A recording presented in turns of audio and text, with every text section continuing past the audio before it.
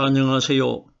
저는 성경 속에 감춰져 있는 하나님의 비밀이 되신 예수 그리스도에 관한 신비의 말씀을 전하는 영마루입니다.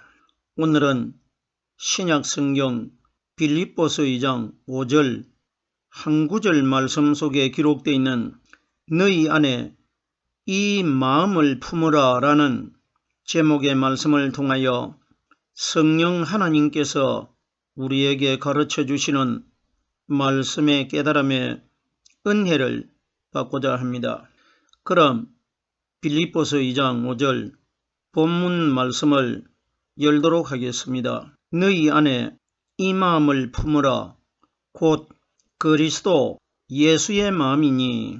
본문에 기록되어 있는 이 말씀은 바울이라는 사람이 빌립보라는 지역에 있는 사람들에게 한 말입니다. 그러면은 성경에는 사람인 바울의 말이 기준되어 가지고 기록되어 있는 것이 아니고, 말은 바울이 말을 했지만은 바울 시대 때에, 구약 시대 때나 신약 시대 때나 하나님이 이 세상에 나타나실 수가 없기 때문에 바울이라는 사람의 몸과 입을 빌려 가지고 보이는 사람을 통해서 보이지 않는 영적인 하나님이 하실 말씀을 바울이 말을 하고 있는 것입니다. 그러면은 오늘 본문 말씀에 성경에 기록된 대로 이 말씀을 깨달아 보면은 바울이라는 사람이 빌립보에 있는 사람들에게만 한 말처럼 기록이 되어 있지만은 결론적으로는 오늘날 이 땅에서 하나님을 믿고 있는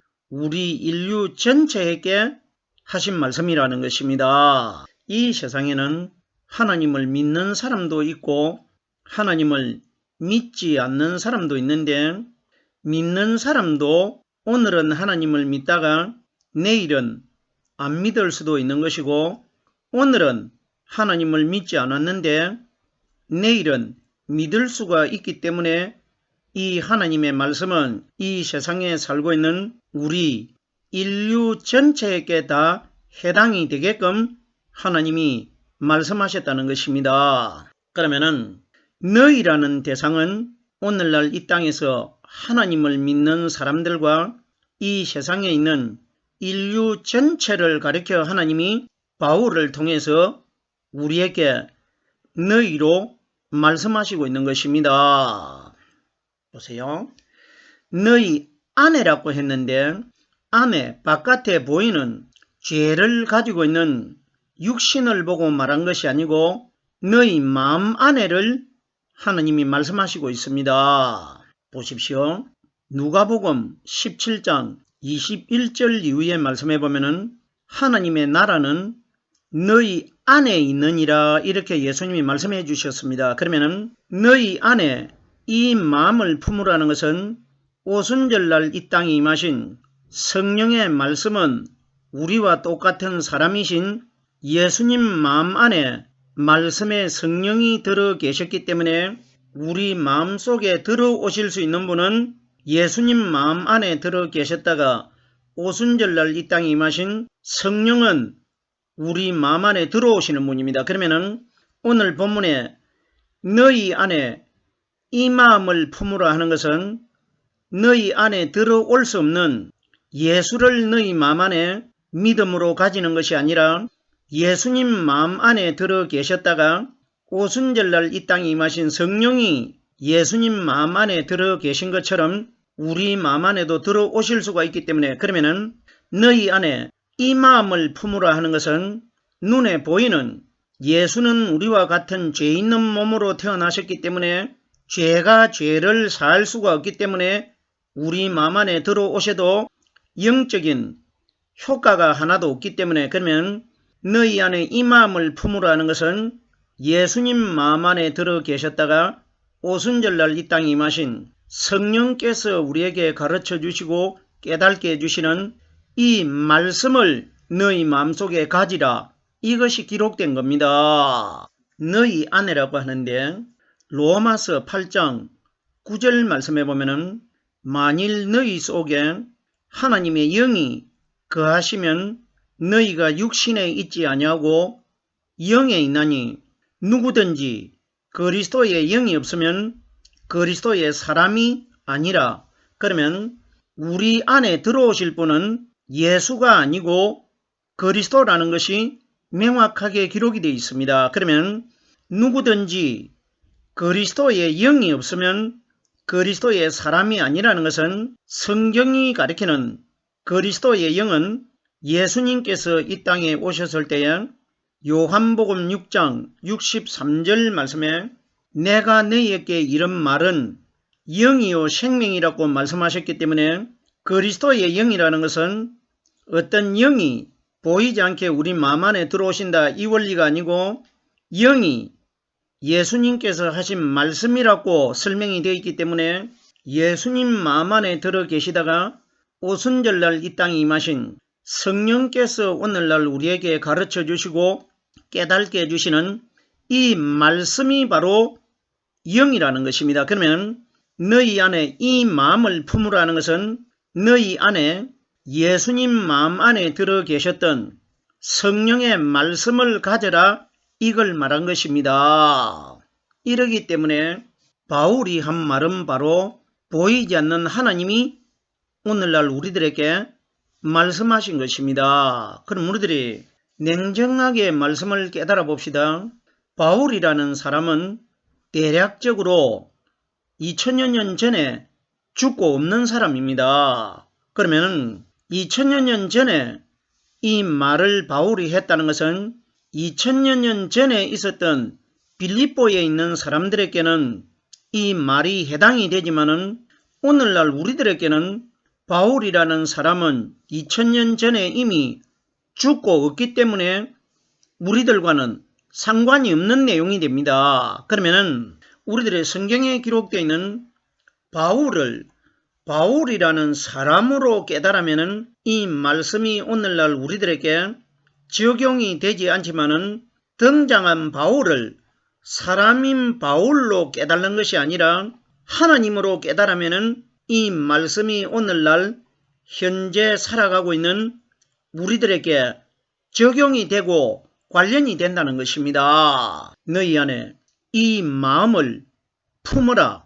이 마음을 품으라는 것은 너희 마음속에 이 땅에 우리와 똑같은 사람으로 태어나신 예수님 마음 안에 들어있었던 오순절날 임하신 성령의 말씀을 품속에 가져라. 이것이 너희 안에 이 마음을 품어라. 이렇게 기록된 겁니다. 품으라는 것은 사람의 가슴 속 사람의 마음 안을 가리켜 품이라고 하질 않습니까? 요한복음 1장 18절 말씀해 보면은 본래 하나님을 본 사람이 없으되 아버지의 품속에 있는 독생하신 하나님이 나타내셨느니라 이렇게 기록되어 있는데 과연 우리들이 요한복음 1장 18절에 기록되어 있는 이 말씀의 뜻이 하나님이 우리에게 무엇을 말씀해 주시고 있습니까? 말씀을 우리가 단어 하나하나를 잘 분석해 보십시오. 본래 하나님을 본 사람이 없으되 하는데 본래부터 창세 때부터 사람이 창조될 때부터 아담이나 하와도 하나님을 직접 보지는 못했다는 것입니다. 이걸 본래 하나님을 본 사람이 없으되 하나님 품속에 있는 독생하신 하나님이 나타내셨느니라. 하나님 품이 어디입니까? 구약 성경에 보면은 여호와는 나의 바위시요 여호와는 나의 반석이시니 여호와 하나님을 가리켜 바위로 비유하셨고 반석으로 비유하셨습니다. 그러면 결론적으로 바위나 반석은 돌을 가리키질 않습니까? 그러면은 아버지 품속에 있는 독생하신 하나님이 나타내셨느니라 하는데 아버지 품이 아리마대 요셉이라는 사람이 파두었던 예수님의 육신이 장사되었던 바위 무덤을 아버지 품이라고 합니다. 보세요. 이걸 우리에게 가르쳐 주시기 위하여 구약 성경에 하나님을 가리켜 여호와는 나의 반석이시니 여호와는 나의 바위라고 기록되어 있는 것은 장차 먼 훗날 신약시대 때에 마리아의 아들 되신 예수님이 반석, 바위 무덤 속에 하나님 품 속에 들어가셔가지고 3일날 살아나는 것을 아버지 품속이라고 합니다. 왜? 바위 무덤이 바로 하나님이시고 여호와시기 때문에 맞지 않습니까? 보십시오. 이 원리가 굉장히 복잡한 내용인데 우리들이 날 때부터 우리의 아버지와 어머니는 아담의 후손이고 태어난 나도 아담의 후손이기 때문에 아담이 하나님에게 말씀의 법을 어기고 하나님이 먹지 말라고 금하신 선악과 열매를 여자도 먹고 남자가 먹었기 때문에 하나님께서 창세기 2장 17절에 네가 먹는 날에는 정령 죽으리라고 했기 때문에 아담 이후로 태어난 사람들은 태어날 때 100년 정도는 살아있지만은 100% 죽질 않습니까? 이것이 아담의 죄의 대가, 아담이 하나님의 말씀의 법을 어겼기 때문에 사람들이 100살 정도 살다가 현재 다 죽고 있질 않습니까? 그러면은 지금은 내가 살아있지만은 반드시 살아있는 내 육신의 생명은 정령 죽는다고 한 아담의 줄기를 통해 가지고 태어났기 때문에 내가 죽습니다. 그러면은 태어날 때부터 우리들은 죽어가지고 태어난 겁니다. 왜? 죽기 때문에. 안 죽으면은 죽는 것이 아니지만은 결론적으로 일찍 죽느냐 늦게 죽느냐 이것이 차이점이지 사람은 다 죽질 않습니까? 그럼 예수님께서도 우리와 똑같은 사람으로 태어나셨기 때문에 33살에 돌아가신 것입니다. 예수님이 어떤 과정을 거쳐가지고 돌아가셨든지 예수님이 아담이 선악과를 먹지 않았더라면 예수님이 죽지 않아도 되는데 예수님도 아담의 후손으로 태어나셨기 때문에 예수님이 죽은 겁니다.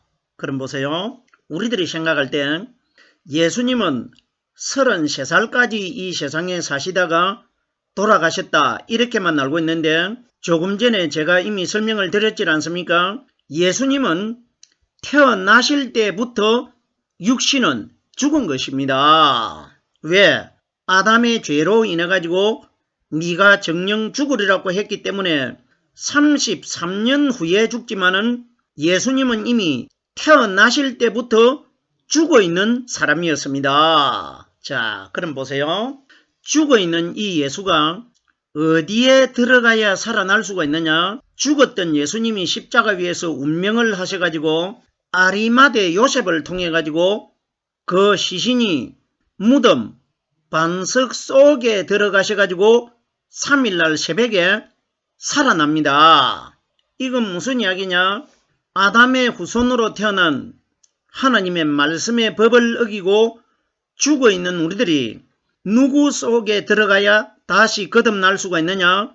반석이신 오순절날 이 땅에 임하신 성령이 가르쳐 주시는 말씀이 바로 요한복음 1장 1절에 이 말씀은 곧 하나님이시라고 기록되어 있기 때문에 그러면은 예수님이 들어간 그 무덤이 바로 하나님의 말씀이고 하나님이라는 것입니다. 그러면은 아담의 죄로 인해 가지고 죽어있는 우리들이 죽은 예수님처럼 예수님이 반석 무덤 안에 들어가셨을 때에 3일날 살아난다는 것은 반석이신 오순절날 이 땅에 임하신 하나님 말씀이 내 속에 들어와야 되고 내가 하나님 말씀 속에 들어가야 내가 마지막 날 영원히 죽지 않는 영적인 새벽의 무덤 입구에서 형상이 번개 같은 분이 갈릴리에서 온 여자들을 만났지 않습니까? 그 몸으로 내가 영원히 죽지 않는 영적인 몸으로 거듭난다는 것입니다. 제가 지금 요한복음 1장 18절에 본래 하나님을 본 사람이 없으되 아버지 품 속에 있는 독생하신 하나님이 나타내셨느니라. 보세요. 아버지 품이 제가 어디라고 설명했습니까? 무덤 반석입니다. 그러면은 아버지 품 속에 있는 독생하신 하나님이 나타내셨느니라.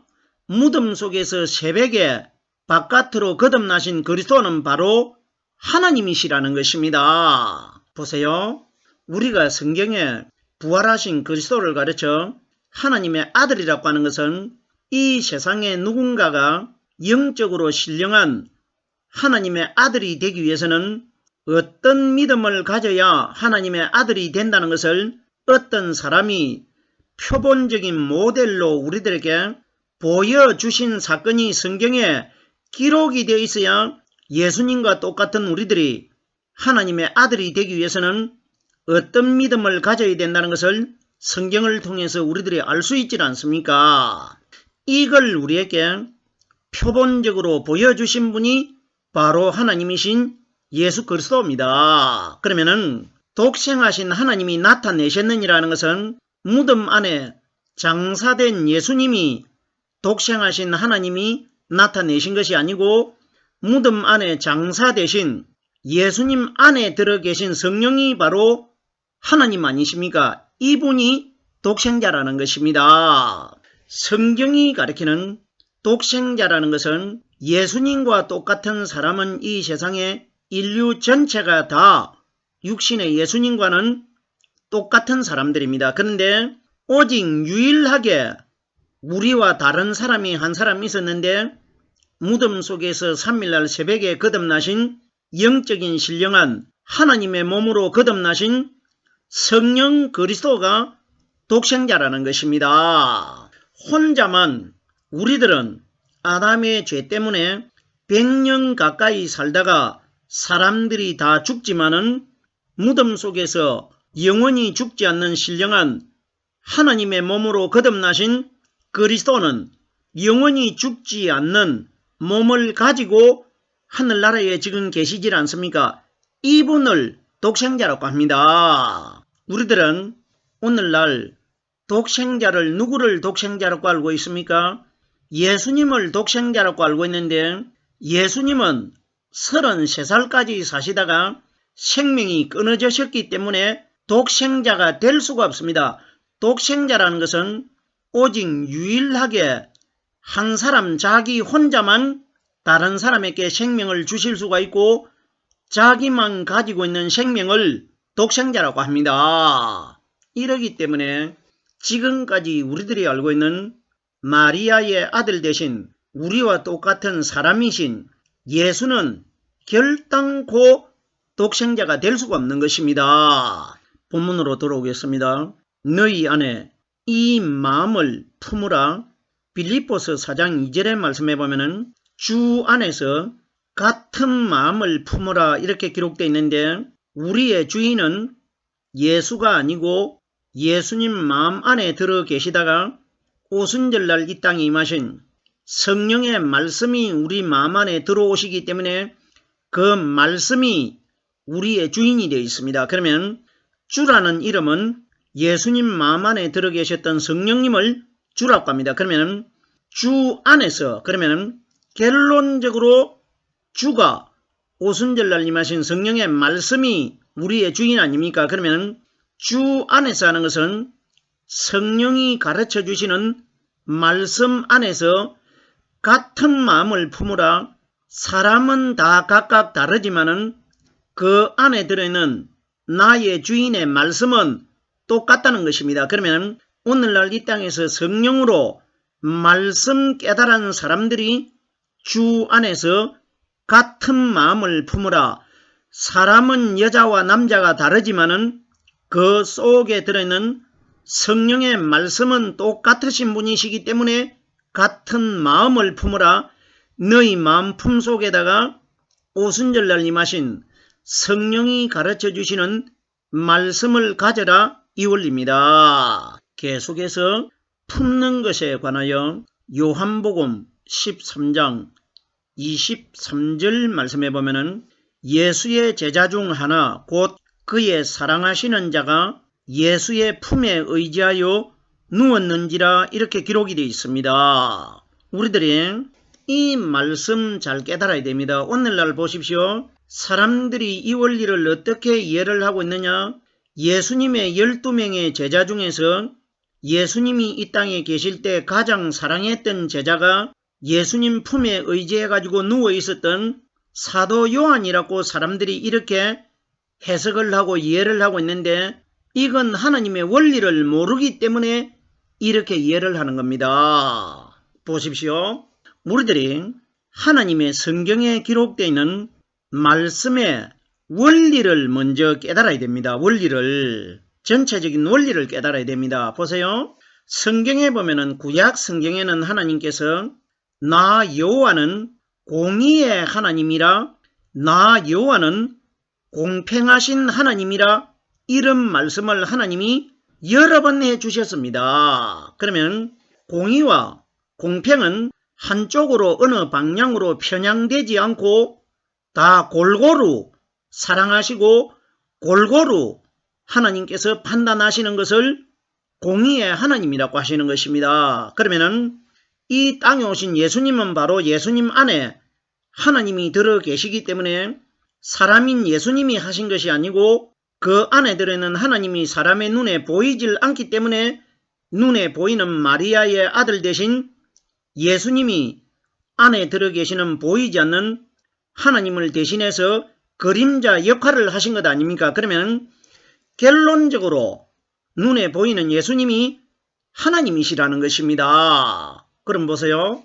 나 여호와는 사람을 공의로 판단하고 공평한 방향으로 판단한다고 말씀하셨는데, 그러면은 제자 12명 중에서 예수님께서 11명의 제자보다 단 한 사람 사도 요한만 예수님 품에 의지해가지고 누워있으면은 하나님이 사람을 차별한 것 아닙니까? 생각을 해보세요.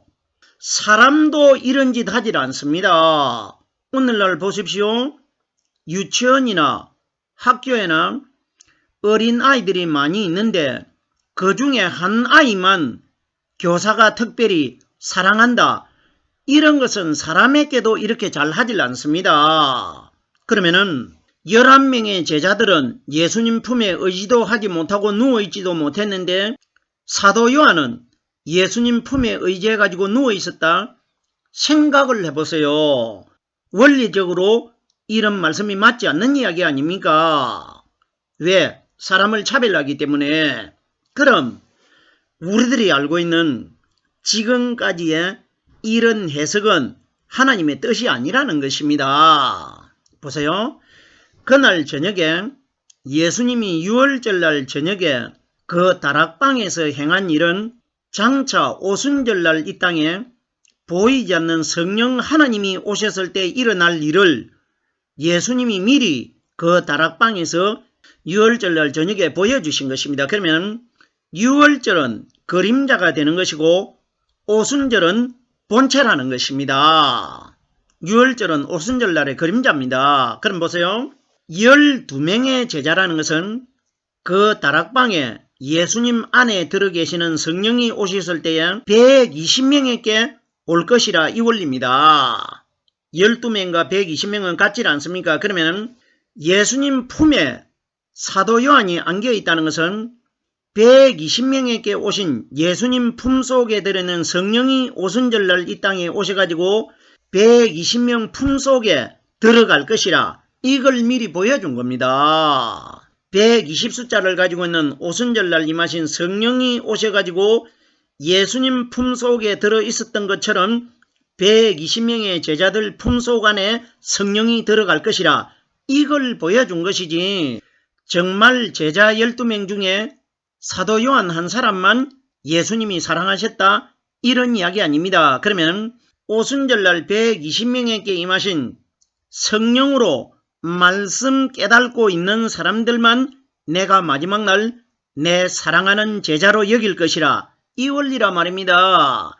이러기 때문에 성경에 기록되어 있는 예수님의 12명의 제자들은 오순절날 120명에게 임하실 성령님의 상징적인 그림자라는 것입니다. 제가 이 마음을 품으라 품에 관하여 설명을 드렸습니다. 본문으로 돌아오겠습니다. 곧 그리스도, 예수의 마음이니 그리스도가 먼저 기록되고 예수가 뒤에 기록되어 있다는 것은 예수는 오늘날 이 땅에서 성령으로 말씀 깨달은 우리 사람들을 상징한 것이고, 그리스도는 오순절날 이 땅에 임하신 하나님이신 성령이 우리에게 가르쳐 주시는 영적인 말씀을, 복음을 그리스도라고 합니다. 곧 그리스도 예수의 마음이니 예수님과 똑같은 우리들 마음속에 예수와 똑같은 복음의 성령의 말씀을 품으라, 이 원리가 기록된 것입니다. 오늘은 빌립보서 2장 5절 한 구절의 말씀을 깨달아 보았습니다.